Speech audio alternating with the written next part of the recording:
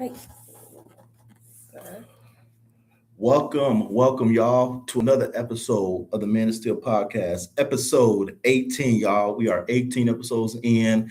I will give all the glory to God because God has allowed me to do 18 episodes for me, just to talk to great folks like yourselves. And I'm just trying to grow every single day with this.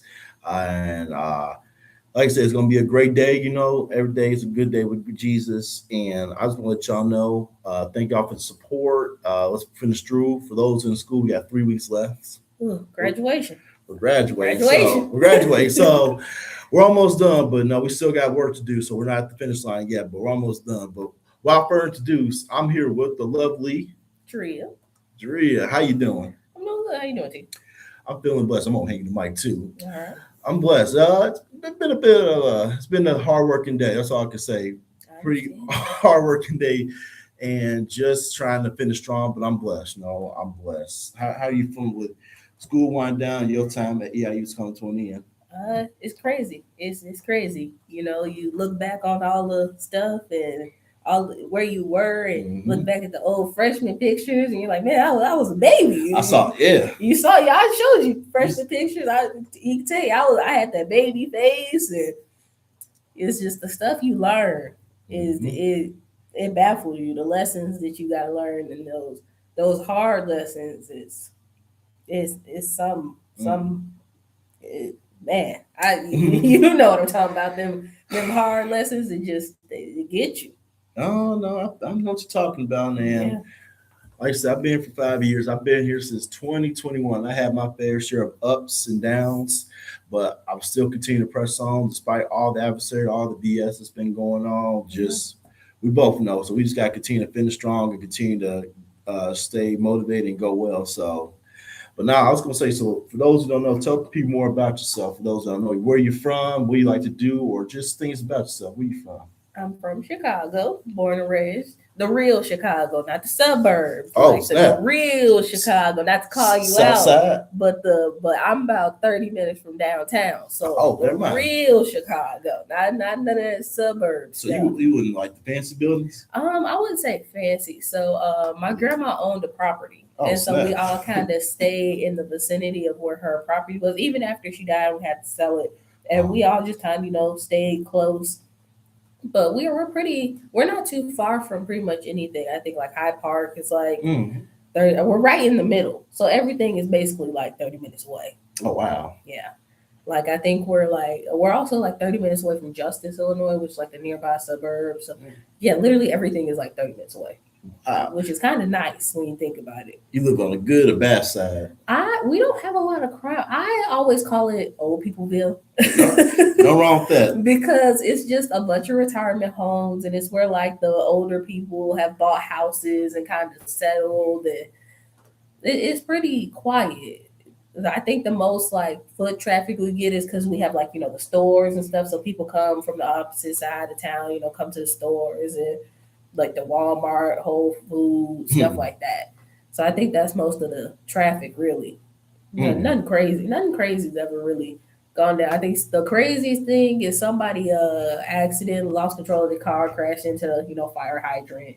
So nothing too wild. Nothing crazy. Hey, I was gonna say, okay, now we got a good view. So, like I said, you in the city. So, like I said, I'm in the suburbs. I'm about cornfields, but I can take a train to Chicago. Where's the favorite things you like to do in Chicago? Okay, my favorite thing. Everybody who knows me knows I don't eat meat. So my favorite thing when I go to Chicago, I have to order. I can't believe it's not meat, and it's a restaurant in Hyde Park, and they have all the stuff you eat. Gyros, hot dogs, Polishes, Italian beefs, stuff like that. But it's all plant based. And so stuff I can't normally eat. They even got seafood. They got shrimp, surf and turf, stuff like that. All the stuff I normally wouldn't be able to eat because it's all meat. I like to order me some good eats, especially when I get to Chicago. The first thing I want is some mild sauce because can't find that around here. You can't find that around here. So that's my first go to. I just want some fries, some mild sauce. After I get my fries and my mild sauce, is whatever is good to me. Okay. So because the eats around here, they okay, but they not Chicago eats. nah, it's not the same.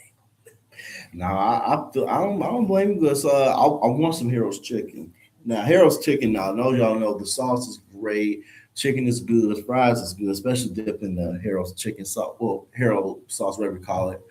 But and also, I used to want to get White Castles every time I come back. Now I just don't want to get White. I haven't had White Castles in a minute. My go to when I go home for fast food, I would probably say is White Castle because they have their veggie sliders and stuff.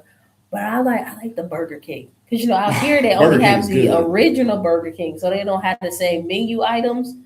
But to get that veggie Whopper with the sauce that they put on there and the fries and they ice cream machine actually work. So to get so to get like a frosty or something, Hmm. yeah, most definitely. Well, good eats, good eats. Hey, that's why I say it's always good to be up north. And I'm not, we ain't gonna diss no.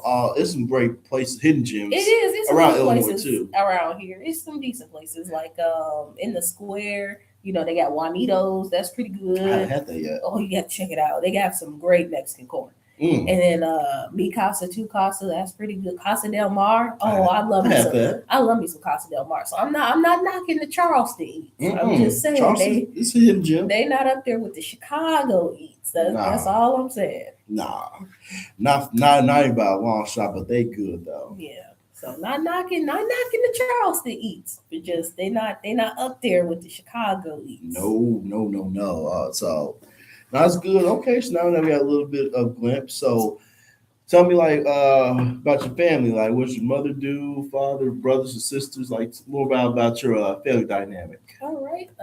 My mommy, she works with the elderly, making sure they get to their medical appointments, make sure they're safe, getting in and out of the house, getting if they're wheelchair bound, make sure their wheelchair, they get their wheelchair on the transportation and off the transportation.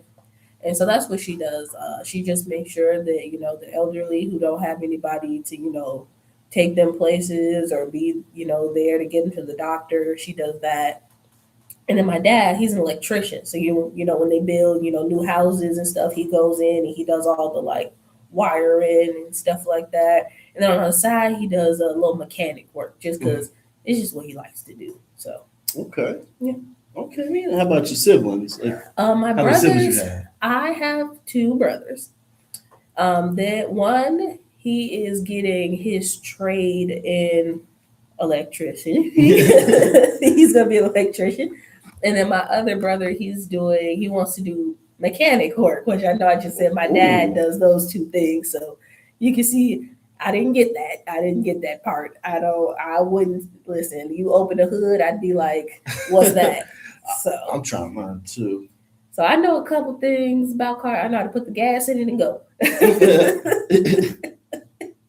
So I'm not like them. I don't have the handiness. I can do remodeling. That's where my handiness comes in. Like I can plaster walls, do some painting, rearrange a room. But as far as like mechanics and stuff like that, I don't have that trait. That's not me. I'm more of the home renovation kind of person Mm-hmm. versus like machines. Nah. I don't blame you. Once it stopped working, just buy a new Yeah. one. Well, yeah, just go ahead and buy a new. I'm not gonna take it apart. I'm not gonna try to figure out which wire. No, just buy a new one. Hey. Okay, man. And yeah, and do you have like no sisters or anything? Just all brothers, huh? All brothers, all brothers. And like, what's some more important things that your brothers have taught you? Just any life lessons you could take away from them. My brothers are very. It is what it is. People. Mm-hmm. They look at things very logically. I'm a little bit, you know me. I'm a little more emotional. I drive with emotion. My brothers have taught me to stop and think logically about things because everything you can't go in with emotion with everything. Some things you really just gotta assess the situation, think logically, and go from there. Because not everything. Sometimes with things, emotions make it worse, and I think my brothers have really taught me that. Like I'll call my brother and I'll be like, "Well, they said this to me, and it hurt my feelings," and he goes, "Stop letting them hurt your feelings."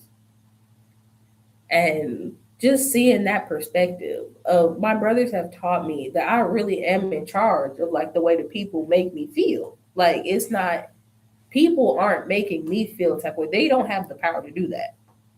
I have the power to feel the way that I feel based off what they said. Mm-hmm. And when he was like, just stop letting them make you feel that way, it really showed me that it's like, okay, he's right. I don't have to allow these people this kind of control.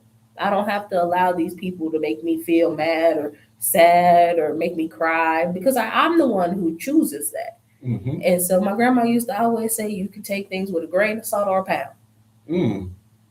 I like that. So I had to learn to, take things with just a little grain of salt instead of a pound. Mm.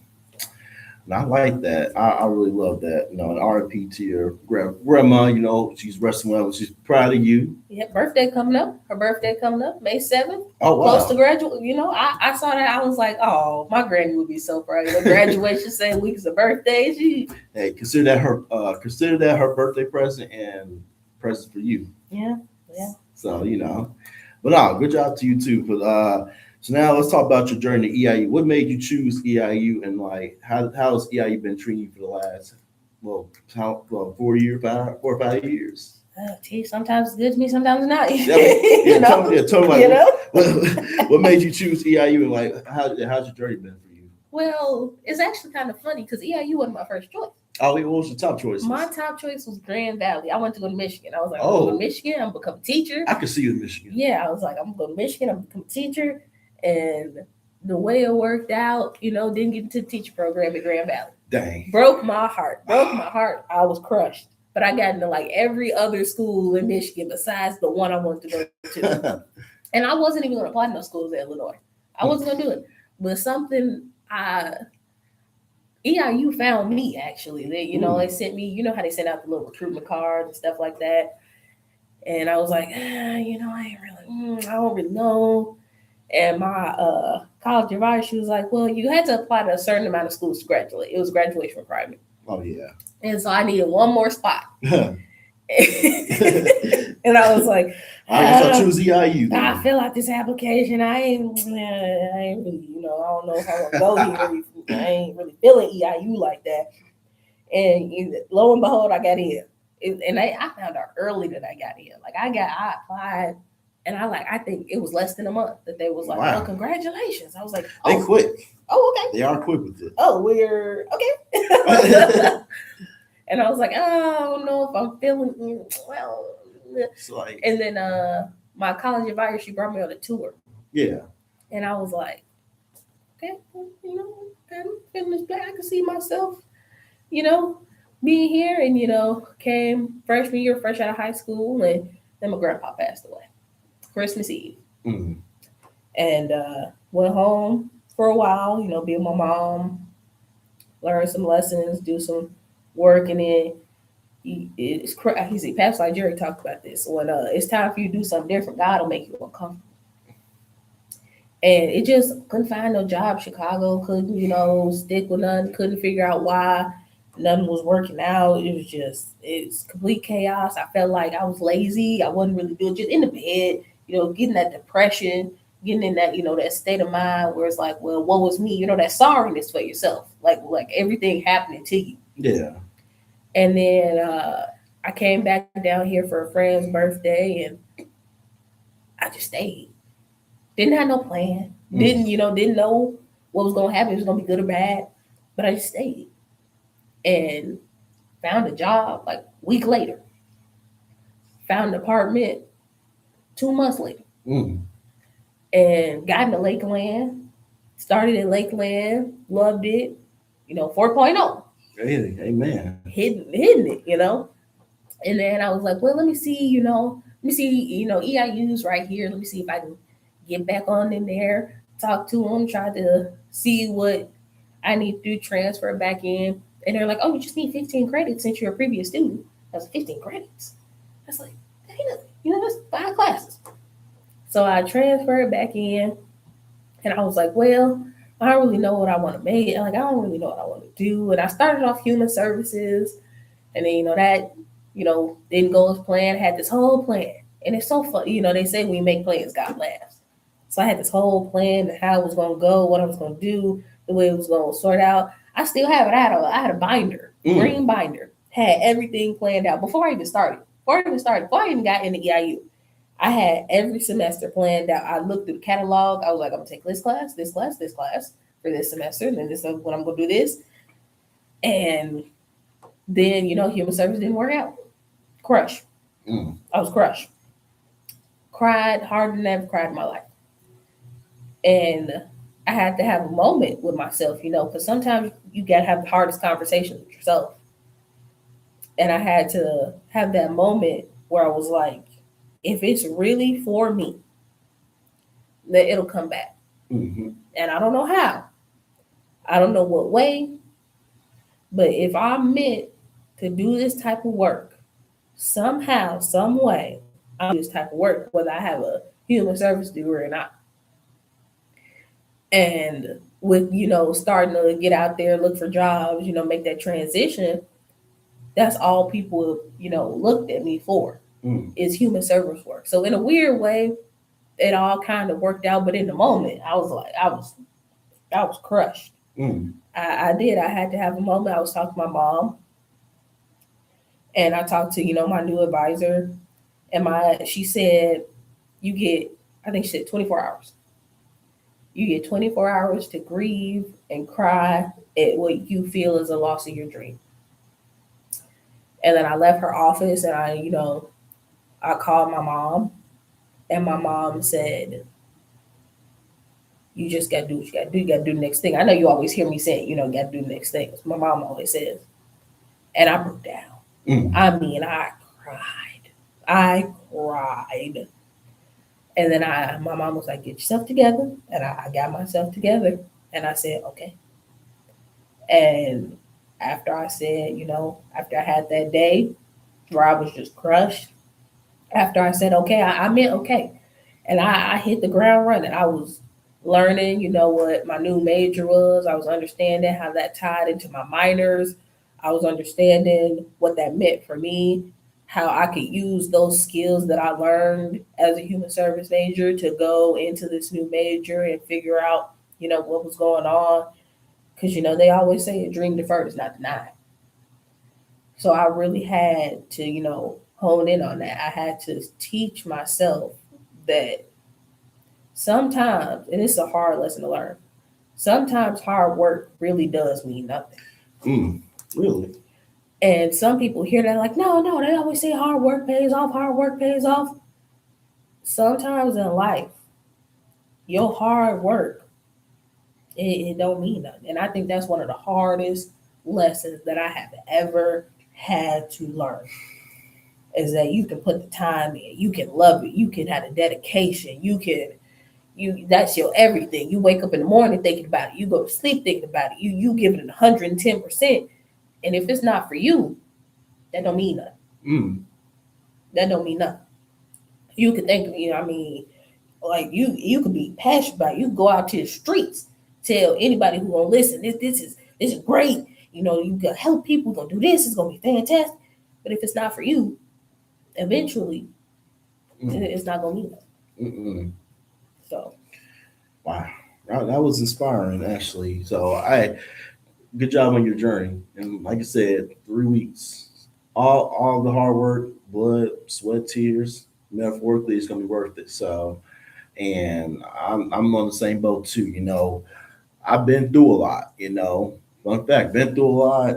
I had people talk about me, spit on me too. Get into that a little bit. Like y'all heard the Fighting Temptations. That was that song. I ain't good enough, but he still loves me. But and sometimes it's gonna happen. You may not expect it. But you gotta learn. Like, yes, life is gonna throw a curveball. Satan's gonna try to do whatever he's gonna do to put obstacles in your path because he knows where you're trying to get.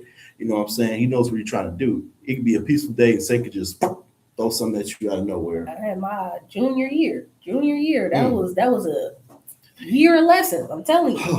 Me too. You had to. That was a year of lessons. I thought I had the friend group. Thought I was on cloud freaking nine. I thought I was on cloud nine. I had the friends. I was having a good time. We was going here. We was going there. It was great. Ooh, man, sounds familiar.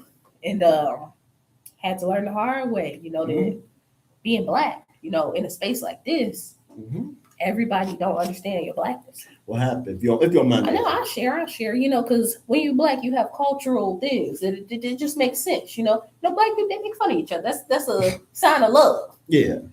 But other cultures, they don't know that. They truly take that as insulting. The way I grew up, me and my friends, if you ain't insult each other, it was something funny going on. Why you acting funny? Exactly. But you go, we cool? Like, if I ain't making a little jokey joke at your expense, I'm concerned. You mad or something? Like, yeah. And I had to learn the hard way that not everybody is pro-Black. Not everybody is pro-culture. Not everybody wants to be educated on your culture. No. Not everybody wants to understand.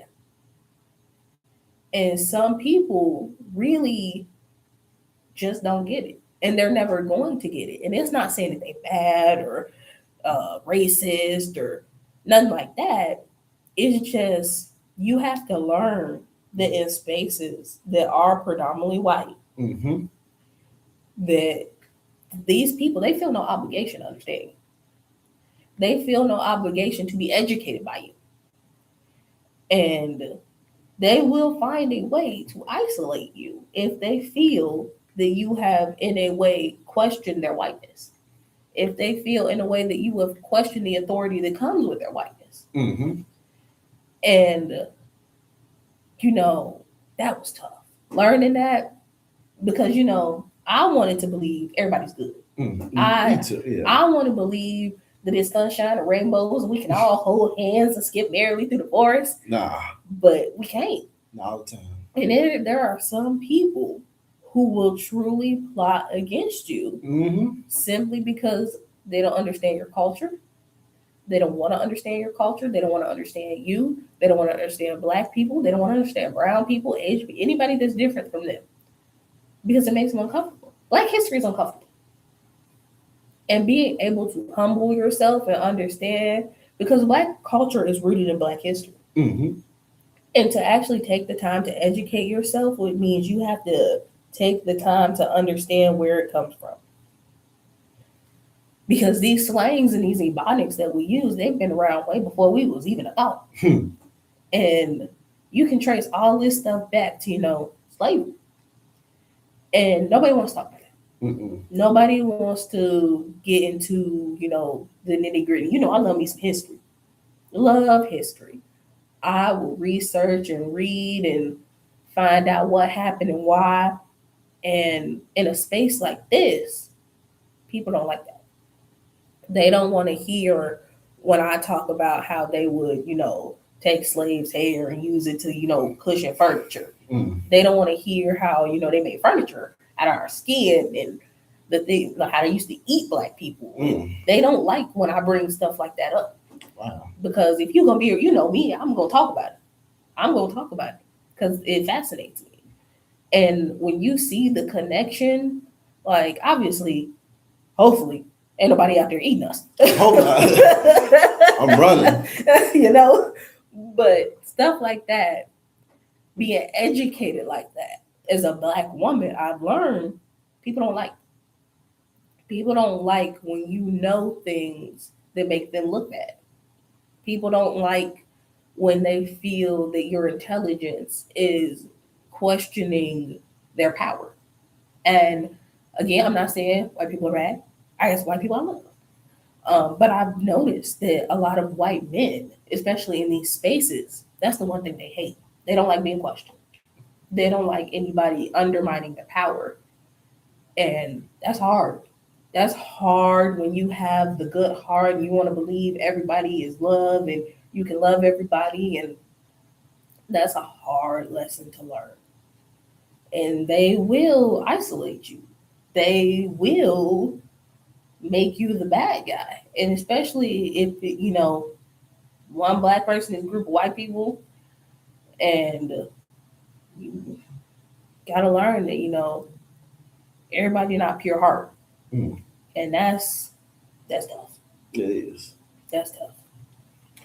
No, hey, thank you for sharing that for real. Yeah, if I can help somebody with what I've been through.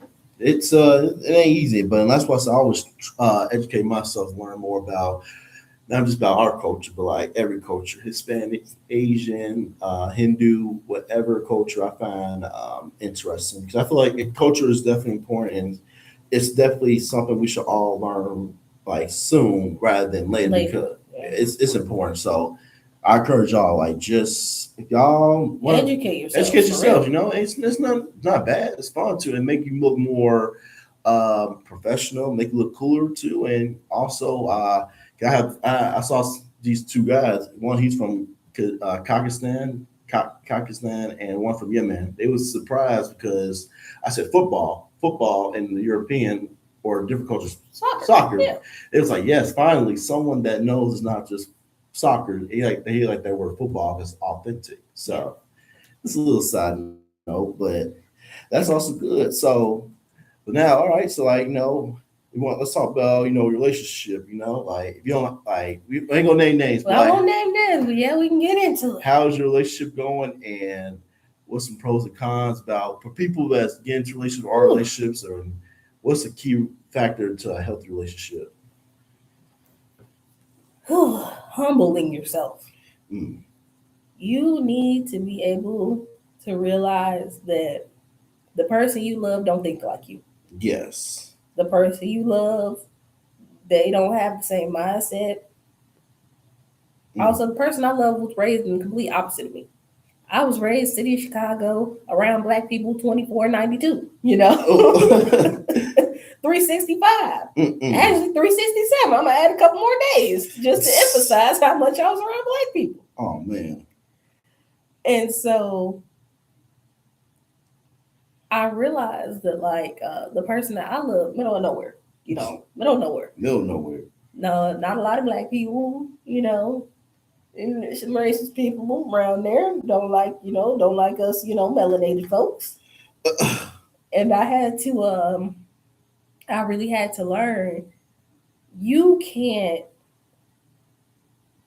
sit and make a judgment based on the people around somebody. Mm-hmm. Because just as awful as the person sitting right next to them, that can make them even more wonderful. Mm-hmm.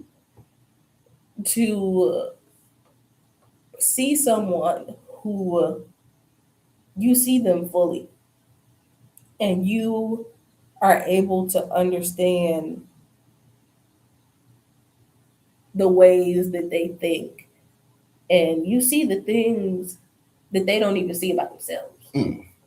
You see this person that you see their hurt, you see their love, you see their compassion, you see their cracks, you see their inner child, Mm-hmm. you see that hurt little girl or little boy. Ooh. And I think that is what a lot of people don't see when like they look at the bad components of people's relationships, or they look at y'all be arguing sometimes, but at the end of the argument, Mm. at the end of the day, there's that person that you love unconditionally. Yes. And even if it don't go your way, even if y'all don't get married, whatever, live happily ever after, you're always gonna have that connection because you see them, you see their heart. Yes. And you can see a person every day and never see their heart. Mm-mm. You can know somebody your whole life and never see their heart. But to know somebody and to see their heart, Absolutely. that is something that if you don't get it, you just don't get it. And you're not going to get it. And through everything, you break up, get back together, you ain't never talked to me a day in my life. Forget this person. All that. All that. Bull for no reason. All that. You just talk. I had moments where, I was mad, they was blocked, and they sent me one message on Instagram. I needed you. Shoes was on. Keys was in hand. So all that talk, that didn't mean nothing. I got that one message. I was out the door. I was out the door. Because that love is going to overpower that anger and that hate any day. And that need, that knowing that there's this person in the world that you are their safe space, it's going to Man, I'm not gonna get emotional on you. It's okay. But It's okay. that It's okay. that does something to you. That does something to you. Whether it works out or not, they call you up in the middle of the night and say they need you, and you have shoes on, because that's your person. And a lot of people think that when somebody's your person, y'all gotta be in love and y'all gotta live happy. Nah, nah. Like I have very few people that's my, that's my person. But you can have multiple people that are your person for very specific reasons. And it doesn't mean, y'all ever dated or did nothing. It could be somebody you date, it could just be like somebody who had a great impact on your life. But that's your person. And if they call you and they need anything, you 10 toes down on the ground, ready to go. Mm-hmm. And I think that connection, that's everlasting. That's everlasting, for sure. Amen. So. Hey, like I said, I'm all support you in your relationship, and like I said, power to y'all. I'd send number support, Yeah. and hope y'all make it, I'm a very realistic person. It may be, one of them college romances that, you tell the kids about later on. So back in our day, back in my day. And so even just because life's unpredictable, you never know what's going to happen. I try to be in the now. Especially graduation coming up. Mm. And we not, you don't know what's going to happen. You may not. And I try to be in the now, just because thinking about that stuff, that can ruin the moments that you get. So even if this isn't my person, maybe this person is preparing me for my person.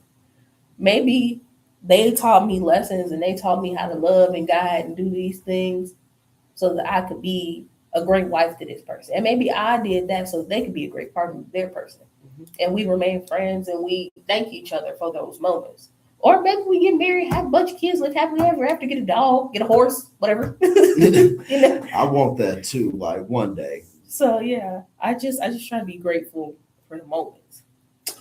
Oh, so speaking of moments, because I always live by this mantra: not everything is promised. Not everything is promised tomorrow. You don't know when you may go, and I feel like some people take advantage of that. But just feel like I got everything I need, or don't really stay humble, or not really forgiveness. I'm not saying you have to like be all kumbaya. It's up to you if you want to press forward, but I feel like people don't take like this life is precious. Despite us living in a harsh world, it's precious. But like, what's your thoughts about forgiveness and taking life for granted? Or just what's your thoughts? Yeah.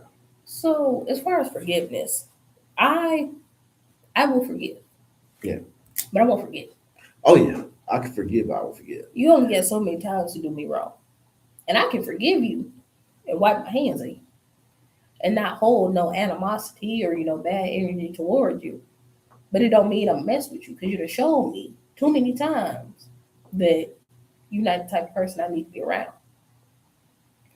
And people eventually they show you who they are. Maya Angelou had quotes, my favorite quote from her.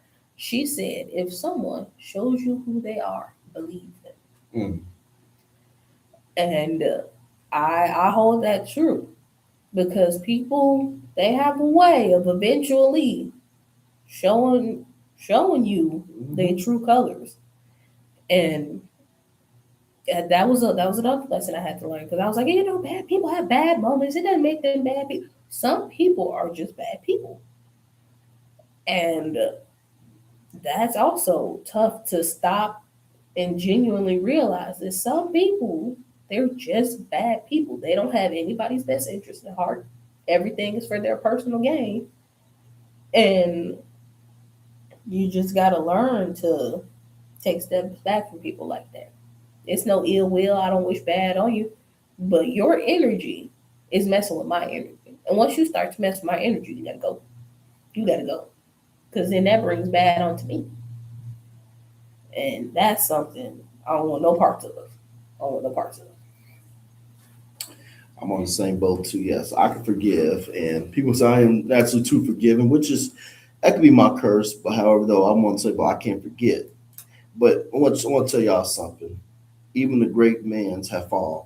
People that we worship, I don't worship celebrities, I worship God. But however, though, people that celebrities I've seen has fall, have done things they should never even done. Yeah. However, though, doesn't mean we should hold that against them because everybody on this earth, including myself, has done something that I have regrets. And I'm learning from them every single day as a 23-year-old man. Oh, you're young.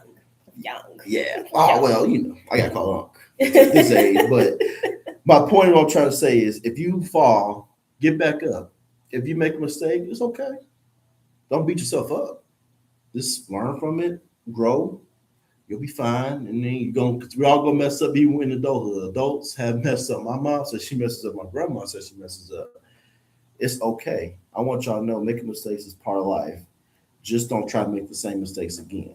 I just, I work with kids. Yeah. And I just wish adults had the empathy that children have. You can learn a lot from children. Yes, like even today. Look, let me show you an example. One of my kids, she was crying. She was upset. Mom left. Her pacifier fell out of her mouth. And 1 year old. 1 year old. My other kid went over, picked up a pacifier, put it in her mouth for her. Like just a small little thing, just to make, because she knew that would make her feel better. And if people could something as simple, it's like, hey, I just know it's gonna make you feel better. That would make a world of difference. I wish. It would make a world of difference. Just to watch the kids understand what the people around them need and the things that hurt them and the things that, make them laugh. And because it's amazing. They can't read, they can read, but they know row, row, row your boat inside and out. The little book. I know they had a book. They have a book for row, row, row your boat. And my kids, when they want to read, they just go row, row, row, row, and they'll go get the book.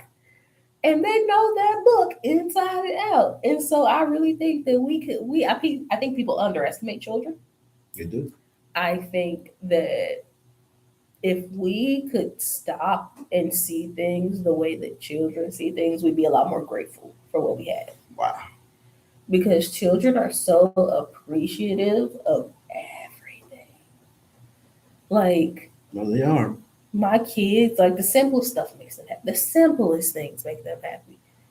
You give them a hug, they're thrilled. You get up, you give them some tickles, that made their day. It's like, why can't we be that simple?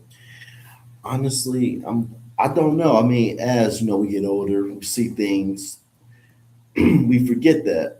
I don't know. I feel like this is what God got for me. I'm just naturally humble. I love to get back because I know where I was a couple years ago. I didn't have the guidance. I had to figure all this out by myself. I've been trying to tell people no. How you be knowing people? Hey, I got in my room and did a bunch of RSOs I was bored. And also just try to put my name out there. For example, this podcast, I didn't do it because it's for the school. I did it because I like it. Yeah. And look where I am now. I got work what I got right now. And I know eventually it's going to blow up. And this is my 18th episode. Yeah. People were impressed by it. And I'm trying to let y'all know, if y'all have something in y'all free time y'all want to do, just do it. And like I said, it's going to be hard work, but this is something I'm passionate about, and I want to take off with this. And speaking of kids, my brother, at 12 years old, looking at colleges, he wanted to go to Duke, Yale, Harvard. I'm like, at my age, I wasn't even thinking about college. I was just playing games, just being a kid. He at this age, he surprised me. Like, wow, he talked about college at a young age, and he already got his future planned out. And obviously, he can change, but he want to play baseball, football, whatever you want to do in college. He gonna be good, and I'm excited for it. That's good to have goals, ambitions. Oh yes, at that age. Because kids, they don't have the goals and ambitions. No. They don't. There's I'm not gonna say laziness, but it's just they don't have that passion and drive for college like the way we did. Like when I was in 7th grade, I wanted to go to Harvard. I want to go to culinary school. I wanted to go to the Ivies. I wanted to, study journalism. I had things I wanted to do. I wanted to be a writer. And I noticed with the new group of kids, you got I want to be a teacher and I want to be, a doctor. But as they get older, you really see the lack of drive. It is. And I've even had to get on my, my younger cousin about this stuff because he, teenager, high school, and we had to have a couple talks where I'm like, man, I know you got your friends, I know you got your girl, but you got to get in the zone, man. Junior year, that's big. That's a big year. You got your SATs, then the college is looking at you. And I said, you play a sport. Oh yeah, it's time, zone in. And he wants to come here. Oh wow. And I'm like, I want to come to Eastern. Like you gotta. This ain't no easy. It's not overly difficult. No. But if you're not focused, you gonna fail. You are. You gonna sink right to the bottom if you don't have that focus and that drive. I done had semesters like that where I lost my focus and my drive, and them grades came back, and I was like, yeah, this GPA took a hit, and I was like, oh my God, can't be doing that. Can't be doing that. And if you start off without that focus and that drive, you set yourself up to fail. You're gonna fail every time because it's a lot harder to pull up a nothing GPA than it is to get that little 2.3 up or that little 2.4 up. It's possible. Getting a 2.4 up that's a lot easier than getting up a 2.1 nothing. Yeah. So just all about have that goal and that drive. When I get up every morning, I have the same playlist that I listen to, and I wake up same songs. I play Special by Lizzo. Morning. I love that song. Every morning I play Special by Lizzo. Because sometimes I genuinely need a reminder that, I'm doing this for a purpose. Some days I wake up and I'm like, man, the kids not going to care if I'm there or not. Am I really making, any kind of difference? And then I get there and I talk to these parents and they show me this like impact that I have on the kids. Like one of my kiddos, oh, that's my heart. I love him. I love him to pieces. That's my buddy. His mom, she sees me. She's like, there goes Miss Drea. And he just lights up. And that's enough to keep it going. On my worst days, I'm telling you, worst days, want to quit the job, want to quit school, run off, isolate. Going into work has been my saving grace. Seeing them kids, seeing them happy to see me, seeing their parents happy to see that I'm there, that's something. Like days where I, been sick and I had to come back and the parents, they're like, well, we were worried about you. They said you were sick, just knowing there are people that have that concern, have that care. I got a job offer. I told you about my job offer, and I told one of the parents, and she's automatically, we've been out there, if you ever need anything, like just to build that connection like that, to have that impact. That's something that it's crazy to think that you have that power, but you really do. You have the power to build those connections and have those moments, and with the kids and with the families, and just it's something. It's crazy. It's definitely a powerful thing. I'm proud of you. I'm trying, because there are some days where I feel like I've just completely failed. Some days I leave work and I'm like, man, I'm a bad teacher. Like I'm a bad person. Like I just feel terrible. It happens, and I had days where I feel like I completely failed. Breakfast didn't go too well. Everybody threw their food on the floor. Everybody was crying. You leave and you just feel defeated. And then you come back, you have one of those days where you're getting all the hugs and everybody wants you to read the books and you doing the airplane and they're just overjoyed. And those are the days that make it. Oh man, make it worthwhile. Fills your heart. It genuinely fills your heart. Hey, like I said, kids are a blessing, and like I said, if y'all have any kids or siblings, treasure them as long as you can, because like I said, when they get older, I'm not saying all kids are gonna be bad, but they're gonna test out the waters, like find themselves, find like what they want to do, like groups, and it's gonna be kind of hard to get them, especially in their teenage years. That's like, well, what I've learned with kids feed off of you. That is what I've learned with my kids. They will feed off of you and your energy, because kids, they still learning. So they watch what you do. They watch everything that you do. Like I accidentally taught a whole group of 1-year-olds fist bump. Oh. I didn't mean to teach them how to fist bump, but they'll walk up to me and they'll go like this, and I'll give them a fist bump, and they just learn that. I didn't teach it to them. They just saw. I would fist bump the babies because you can't talk to babies, and like I do the 1-year-olds, and you can't play like as much with babies as you can with 1-year-olds because the babies, they don't want to build blocks. They they want to sit and be comfortable. Drink their milk, take their nap, be chill. And so the way that I interacted with the babies was, of course, you hold them, but you can't sit and hold a baby all day when you working with 1-year-olds and babies. And so I just give them, get a little hand, a little fist bump. And that just grew. And now all the kids fist bump me. And I'm like, how did I teach you this? Like, you just learned it from watching me do it. And watching the way that they develop their little personalities and develop their understanding of the world and the things that they like and the way that they interact, it's amazing. I got one little girl, she can get you rough for your money. She's gonna be a force to be reckoned with. She gonna tell you what it is. Oh wow. At 1 year old, she gonna tell you what it is and how it's gonna go. It's her world and we just living in it. And just to see a personality that big on this little itty bitty person, and I'll be talking to her, I'll be like, "Are you? Why? Why would you do that?" She goes, "No."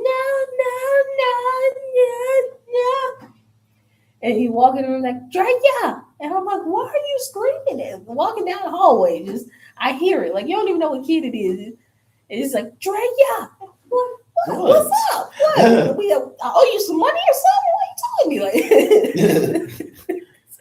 and it is really is something to watch them grow. Oh man, I've been in my job for only a year. It's a blessing seeing him. Only a year. And the kids that were, arm babies when I started, they walking, developing their personality, got hair, coming into their features. And that's been the most amazing thing. Seeing this little itty bitty baby become this just person, so full of life, so happy to see you. So walking, when I started, Buddy had no balance. We was sitting in chairs. We weren't walking. No, we weren't even crawling. To see him run down the hallway, that's gets me emotional. And then to just see that connection that you have with them, because you basically been there their whole life, and you don't think about it like that. You don't think about it like that. This is their whole life because they're so little. And in their mind, you have literally been there their entire life. They know you. Yeah, all they know is mom, dad, and you. Mm-hmm. And that's, whew. It feels good. That's an amazing feeling. That's powerful. Okay. So you on fire for that. I think this is going to be your year, and so forth and so forth, as long as you make it, and vice versa for me. Like, the fact you are in these kids' lives, trying to make a difference, I feel like you deserve your flowers. So you're doing a great job. And so I'll tell you that. Good job. And I try. Continue to work hard. And like I said, there's going to be days, it's going to be good days, it's going to be bad days, but try to make, as a coworker of mine would say, shout out to you, Brian, his name, we say, today's going to be a great day.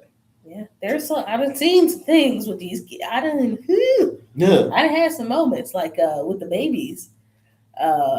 Little man. One of my kids was laying there. One of the 1-year-olds was laying next to him, and he caught a hold of his hair. Ooh! Oh wow! Yanked a good patch out his head. Ooh. I was like, ew. I done seen some things. Biting. Ooh, biting's tough because it's like you can't do, because they, it's their first time having teeth, so they're like, I am gonna bite any and everything. Biting that's a hard one. Biting's a hard one to help with. Fighting, even like the older ones, my preschoolers, they fight over some things, and I'm just like, guys, it's okay. It's like, no, I'm Princess Tiana. No, I'm Princess Tiana. Like, y'all can both. I'm like, everybody can be Princess Tiana. I'm Princess Tiana. It was like, no, I want to sit next to Miss Trina. I want to sit next to Miss Trina. I was like, guys, you both can sit. There's two of you. I have two sides to me.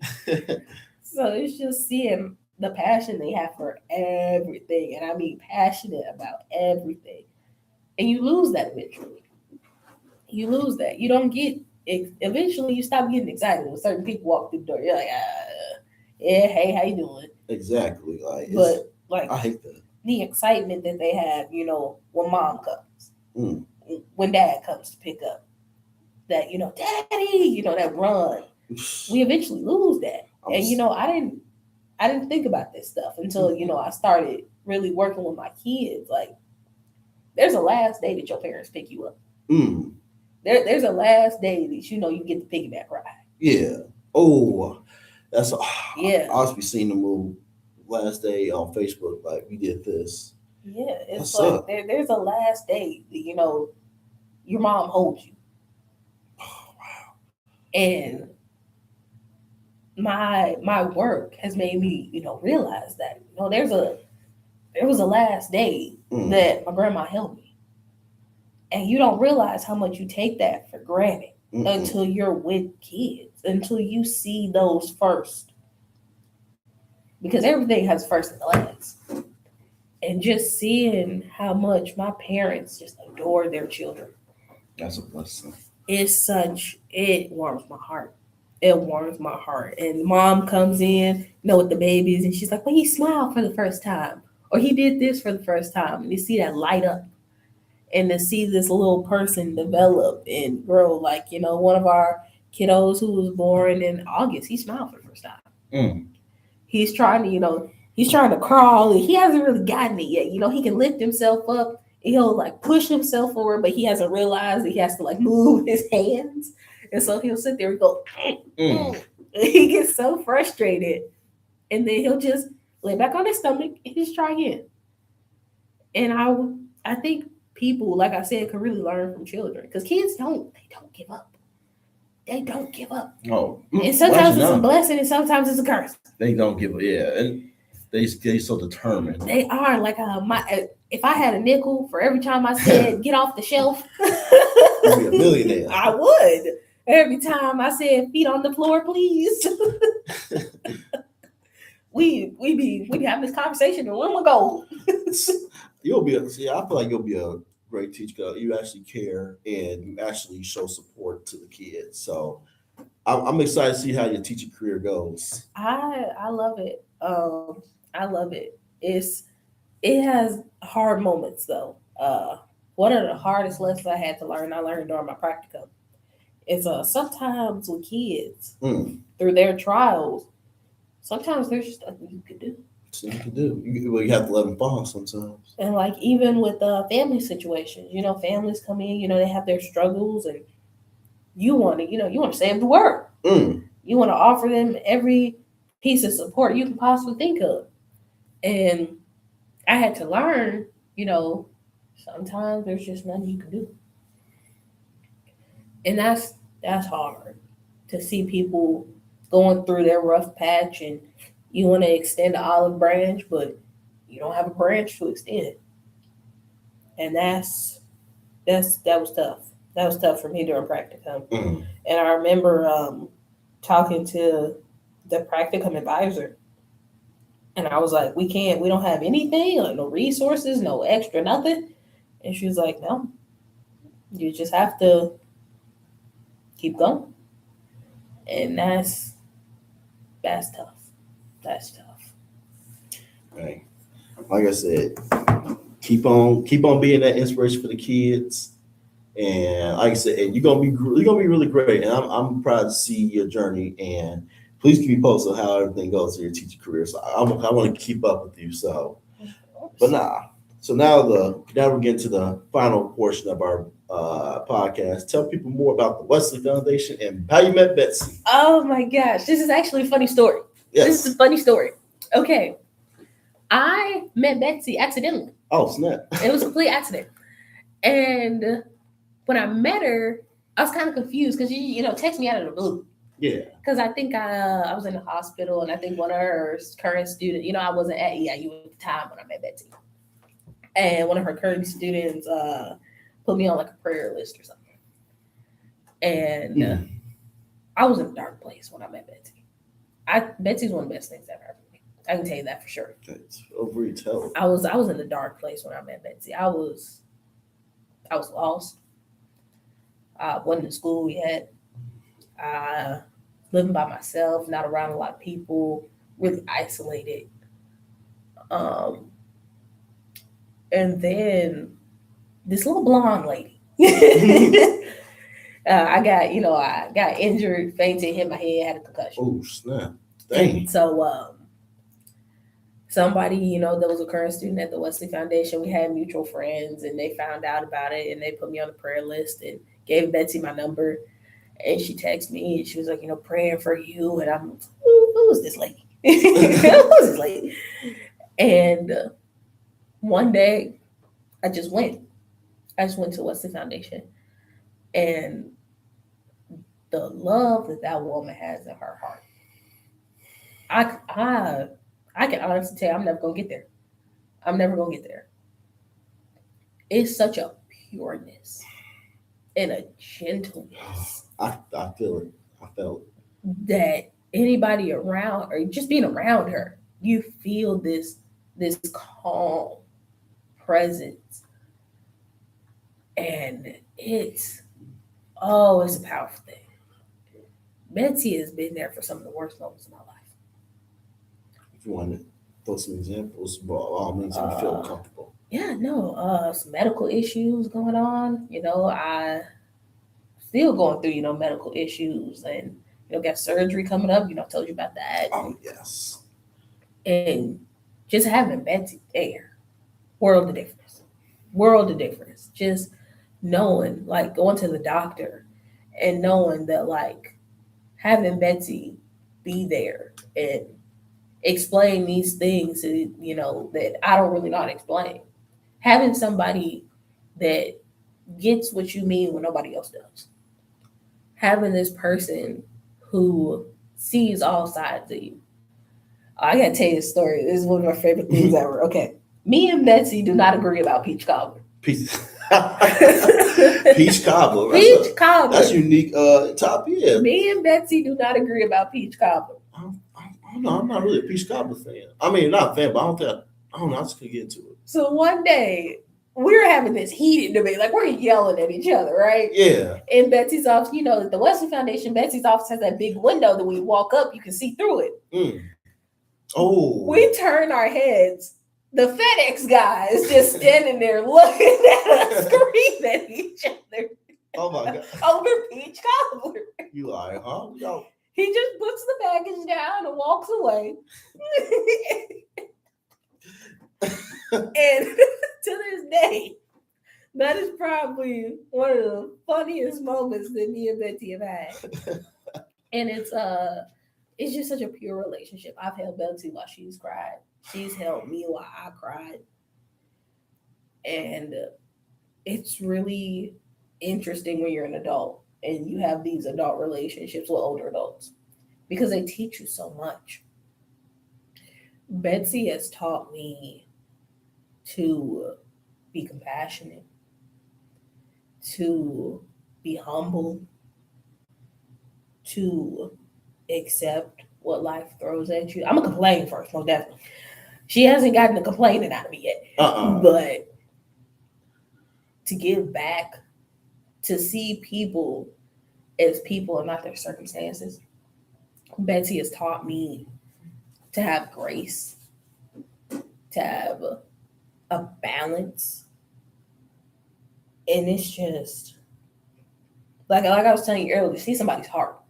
To see somebody's heart and see how they give their heart is amazing. Like spring and watching, we have the garden. Watching Betsy sit in her office and go, butterflies. Butterflies. So watching her get excited over like butterflies, and like a bird has moved on to the porch of the Wesley Foundation. She's a child at heart. So a bird moved on to the porch of the Wesley Foundation, built this nest, has this, egg. Betsy's named the bird. Oh, really? Betsy named the bird. What's their name? I think it's Roberta. I think that's the bird's name. I could be wrong. I could be wrong on the bird's name, but I think it's Roberta. And just seeing somebody who will take the time to build a relationship with a bird, you know. What type of bird was this? The question. I don't know. I want to say it's a robin. Oh, but I'm no bird expert. I love robin. It was red. It's like brown and red, so it has like a brown belly and like a reddish, and like a yellowish beak. Oh, might be a robin. Yeah, so I'm not sure. I'm no bird expert. Don't quote me. But just seeing her joy for that, and I've witnessed people be not the nicest to her, and oh yeah, she's a sweetheart. I was ready to ride it down, Ready to ride it down. I was ready to go to war. No, she's sweet though. Yeah, why y'all making fun of her? And and she's taught me how to handle stuff like that with grace. And she doesn't go over there and curse anybody out, and she doesn't speak ill of them, and say horrible things about them, even though they've done not so great things to her. Mm-hmm. She doesn't seek revenge. Yeah, I don't think revenge is. I saw. I'm going to say this is sort of like revenge. Sometimes you don't even need revenge. Sometimes you don't even need to just overreact or even do it retaliate. Just move on. Yeah, and to watch how she handles these situations, to watch how she comes back from things that would crush me. Some of the stuff I've seen Betsy deal with, I'd want to just hide under the table. But she not only deals with it, but she deals with it with such a calm and graceful manner. And that is something that I aspire to every day. Every day I aspire to have, I tell Betsy every day I aspire to have her patience. I aspire to be able to deal with conflict the way that she does. Because, she doesn't fight, cuss, none of that. But she handles it with such a positive maturity that I want. I want that. We all want that. We all aspire to have that. Trust me, I know. And I'm learning too, because I'm a calm person. I don't like to get angry, because if I get angry, then I just see nothing but red. And I allow emotions, and I don't like that. And as I've been going to church and also just learning from older individuals, sometimes you just gotta. Some things is just not worth it. It is what it is. I mean, you tried. If you tried over and over, you just got to just move on and just pray and just go. And like I said, man, just don't. Sometimes, like I said, some revenge, you just let God handle it. But that's good. But it's what are some good things you want to say about Wesley Foundation for those who look for faith and want to come to a church on campus? Well, we're constantly doing improvements. We just got, we got the kitchen over the summer. Oh, and, yeah. We just got, that's not the word I was looking for. We're remodeling our prayer room. So I just went in and did a layer of chalk paint. So one of the walls can be kind of like a chalkboard. And we're, been doing some painting. We're going to pick out some furniture, just redo it. We have a study room now. We revamped one of the rooms, made it a study room. Now that we have the kitchen, we've got some new tables. So really getting in those renovations, and got some musical instruments going on. We got a drum set now. Just got the pianos tuned. We always have the guitars there, and seeing Betsy really change up things.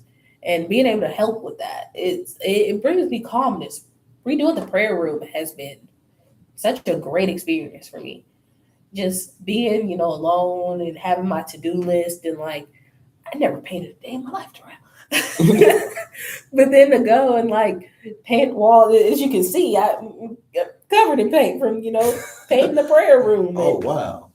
It does not wash off too easily. I think I'm a I have was chalkboard paint. I was one was on your hands. Yeah, chalkboard paint. I was painting the prayer room earlier today. Nice. I gotta see it. So just being able to do stuff like that, and spring break, we go and we go feed the homeless, we go walk the shelter dogs, we go give back, and to have a space like that where you're not judged.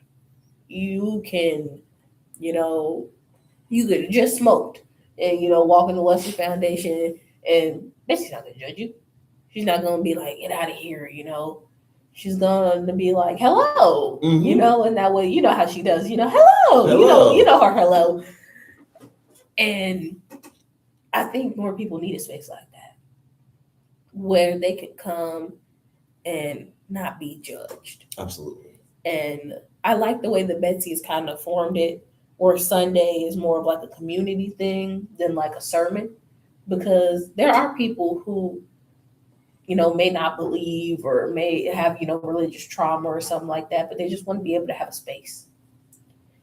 And I love that Betsy has, in a way, done that, where Sunday you can come get a meal, play a game, do a presentation night, and she's not gonna push anything on you. She's gonna let you grow in your faith, and she's just gonna be there right beside you.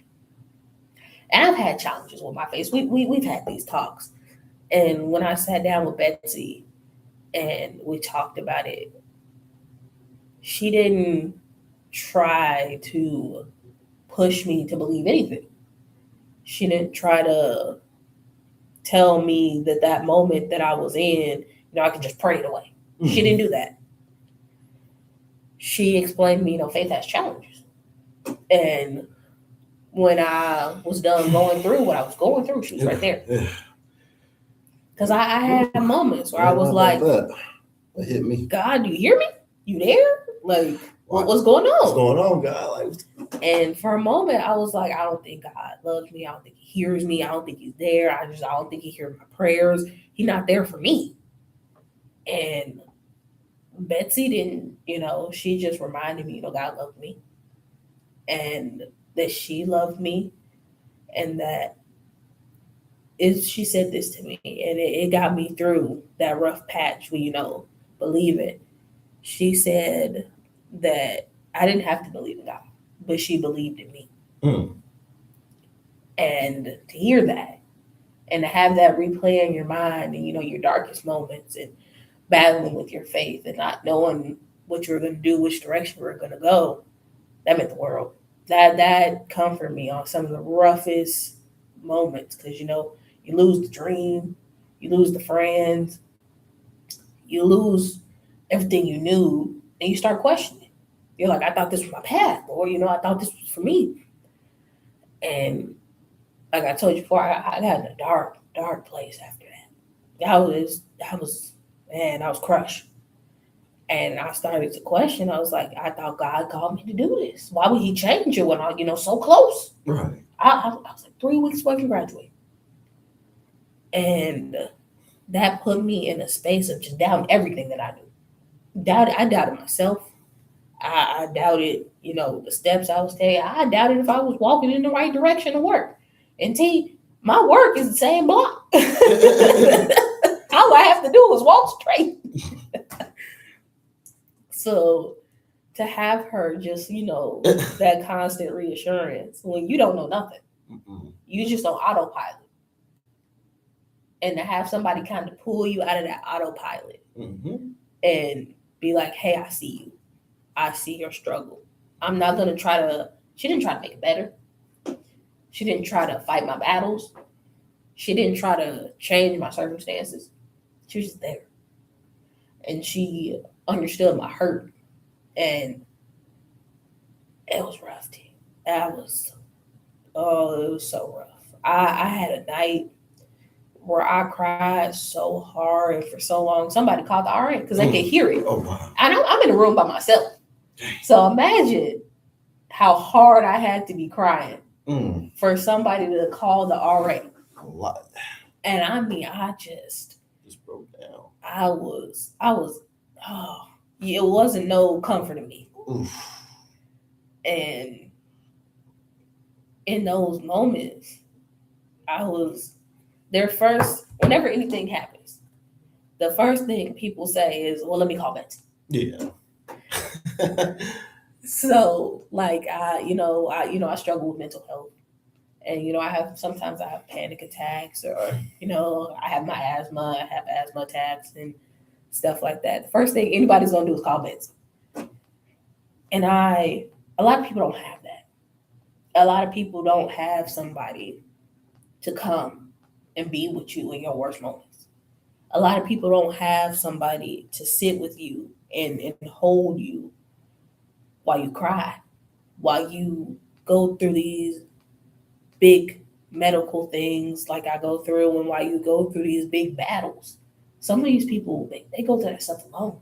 They don't have a Betsy. And that was very eye-opening to me to learn. Because there are some people I've met where I've been like, man, I wish they had a Betsy.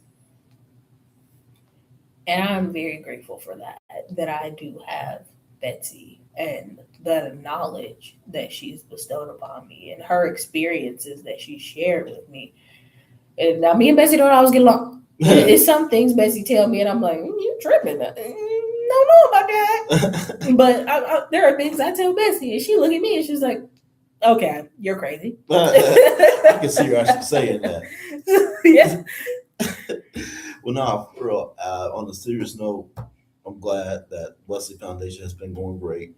And I send my love to you and to Betsy and the rest of the Wesley Foundation members that attend service every Sunday. Well, we do service on Wednesday. Wednesday service. So, but no, so shout out to you, Betsy. We love you. You're the best. So I do love you. So in our final closing remarks, what's like one piece of advice you want to give to people graduating and just in general about life? Just some piece of advice we end. Be careful who you surround yourself with. Because people gonna do two things in your life. They're gonna elevate you or they're gonna bring you down. Yes. And people think when I say people gonna elevate you, it's gonna be a straight shot. Some people slowly elevate you. They slowly lift you up. It's not like hype up all the time. They're not always, hyping you up there. But there's little things that people do that bring you up, that elevate you, to show that they're still in your corner. And you gotta be careful about those people that are always got something negative to say to you. Always quick to, get mad at you. Always quick to argue with you. Quick to block you and then be like, well, I'm sorry, I had, this going on. People who always got an excuse for their behavior. Be wary of those people, because everybody don't have your best interest in heart. Yes. Like I said earlier, there are people who have said, horrible things, horrible. I'm not even gonna repeat them, but just horrible things to me, and then call me 30 minutes later and be like, well, I'm sorry, I didn't mean it like that, or something like, just stuff like that. And like I tell you, I didn't experience crazy stuff on this campus. Me too. And gotta tell you about the time I was walking to class. I was going to class, and these guys, drive past, call me the N-word. Oh, wow. It's 9 o'clock in the morning, by the way. 9 o'clock in the morning. And I just went back home. It's like sometimes you just gotta get a day another try. I didn't want to start my day like that. I wasn't gonna go to class with that on my mind. And so I just went back home. And I sent my professor, quick emails like, hey, this happened. I'm just gonna try again. And I think a lot of people think that when they mess up, they can't, get back at it. Yeah. Because I could have chosen not to come back to school, I could have chose, to be like, well, I just ain't good at this whole school thing, get a job, coffee shop. And I think that's my best quality. I always say it's my blessing and my curse. I don't know when to quit. And a lot of people just, things get hard and they're like, okay, I'll just try something else. But you have to learn that you can't quit. It's some things that you're just going to have to do because you got to do it. There's not always a door to let you out. You just got to keep going straight. And I think a lot of people need to hear that. A lot of people need to know that no matter what you're battling, you know, there's always a door. Now you may not be able to see that door, but if you just keep going, you gonna get to that door. I done had nights where I didn't even think the door existed. Mm. I didn't think there was a door. But now I can see my door, and my door looking pretty good right about now. It's opening. My door, Same for me too. My door's it's cracked. It's not there yet, but it's not fully open, but it's cracked. And there was nights where I didn't think that I was ever gonna see that door. I didn't think that I was ever gonna get there. Mm. And because when I came to college, it was it's a little bit of everything. It's like, boom, you got this, disability you never knew you had. Boom, you missing a kidney. Mm-hmm. It's like, boom, you got this problem. Boom, this class is not actually the class you're supposed to be taking.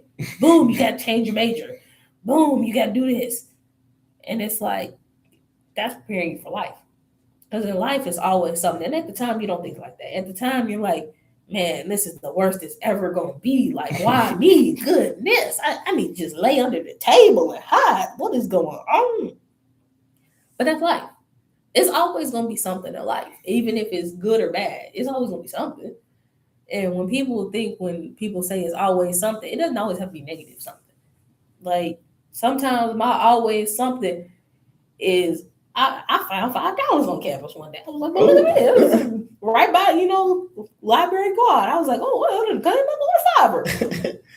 And then, next day, boss go in and she's like, well, everybody's getting a raise. And I was like, well, okay then, Uh-huh. So it's like always something. It doesn't necessarily have to be bad. Mm-mm. And I learned you have to look for that good. You have to look for that good.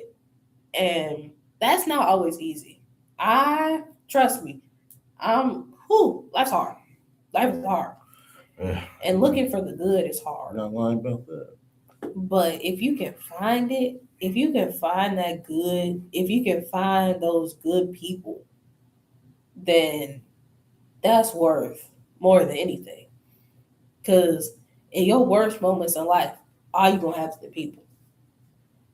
Because, like, I can call you up and that'll make me feel better. Call Betsy up, make me feel better. Call Hannah, and a lot of people don't have that.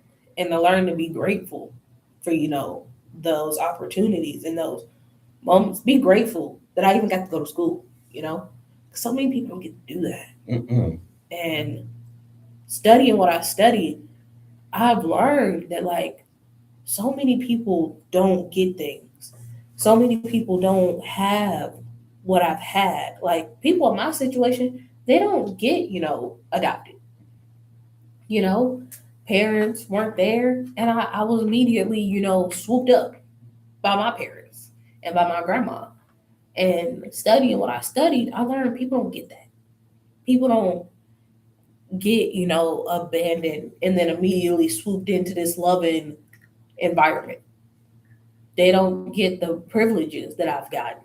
Because I got, when I was younger, my grandma, anything I asked for, 1 year for Christmas, I asked for an Easy Bake Oven. I messed around and got 3. Dang. Jeez. People don't get that. And, nobody's perfect. No family's perfect. But my grandma, she made it happen. If I needed it, if we needed it, she found a way. And a lot of people aren't like that for their kids. Like kids they have. So I'm just grateful that I grew up with this mindset of there's nothing that I can't have. And that has driven me through life because there really is nothing that I can't have. If I say that it's something that I want, if I can't get it then, I'm going to figure out a way to get it. Like, I knew I wanted to go to school here. I wanted a degree from Eastern. I was going to get a degree. I've always wanted a degree. So when I had to, stop going to school for that period of time, all I was thinking about was, well, how do I get back? Whenever I've had to stop doing something or lost an opportunity, my first mindset is, well, how can I fix it? Mm-hmm. what can I do? And I learned everybody don't have that. Mm-mm. Some people, they just like, well, is what it is. It's what it is. And that is, yeah. Yeah, I don't even have no words after that. I don't even know what that is. Maybe I'm just crazy. Nah, you ain't crazy, girl. Nah, I'm on the same boat. I'm just mesmerized about what you said. 'Cause everything is just true, especially what we're going through right now. So Yeah, everything really is just what it is. it's what it is. Because in our final closing remarks, like, yeah, it is what it is. But keep God in your heart. It's like Drea said, you fall, just get back up. It's okay to make mistakes, and just encourage y'all, just finish strong. Please finish strong. It ain't got to be the school, it just be life in general. Don't let nothing hold you back from receiving your full potential. And just most importantly, just take care of your mental health. Please, mental health is important, and surround yourself with good folks as it's going to help you and lead to the next level. But like I said, thank you for joining the show, Drea. For real. Of course, good time. I got to do this again. You're always welcome. And thank y'all again for watching. Wherever y'all watching, whoever watches, I thank y'all for every day growing the channel and just finish strong. And I hope y'all have a good night. And I'll see y'all on the flip side. Peace. See ya.